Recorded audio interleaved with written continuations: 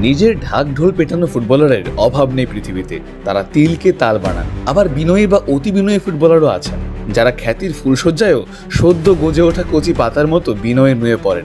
বলছি ওসমান ডেম্বেলের কথা। ওসমান এমন একজন ফুটবলার, ব্যালন ডিওর জয়ের পরেও যার কথায় নেই কোনো অহমিকা বা ঔদ্ধত্য। খ্যাতিকে পেছনে ফেলে সবাইকে সম্মান করতে চান ভীষণভাবে, এক কথায় ডাউন টু আর্থ।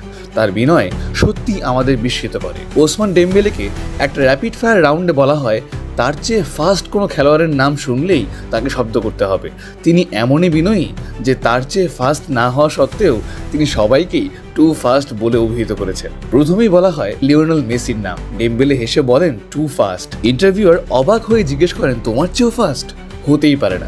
কিন্তু ডেম্বেলে তার বক্তব্যে অটল থাকেন। দ্বিতীয় খেলোয়াড় ফিল ফোডেন। এই নামটা শোনার পর ডেম্বেলে কোনো আওয়াজ করেননি। তারপর বলা হয় মার্কাস রাশফোর্ডের নাম। এবার ডেম্বেলে বলে ওঠেন অনেক অনেক ফাস্ট। ইন্টারভিউয়ার এবারও অবাক হয়ে যান। তারপর বলা হয় লেরয় সানের নাম। এবারও ডেম্বেলে জবাব দেন টু ফাস্ট। আর এবারও ইন্টারভিউয়ার বেজায় অবাক হন, বিশ্বাসই করতে পারছিলেন না। ডেম্বেলে বলেন, আমি দেখেছি তো। এরপর আসে ভিনিসিয়াস জুনিয়রের নাম। ডেম্বেলের সহাস্য জবাব টু ফাস্ট। এবার ইন্টারভিউয়ার সম্মত হন। তারপর তিনি বলেন কাইল ওয়াকারের নাম। এবারও ডেম্বেলে বলেন টু ফাস্ট। আর সবার শেষে আসলো কিলিয়ান এমবাপ্পের নাম।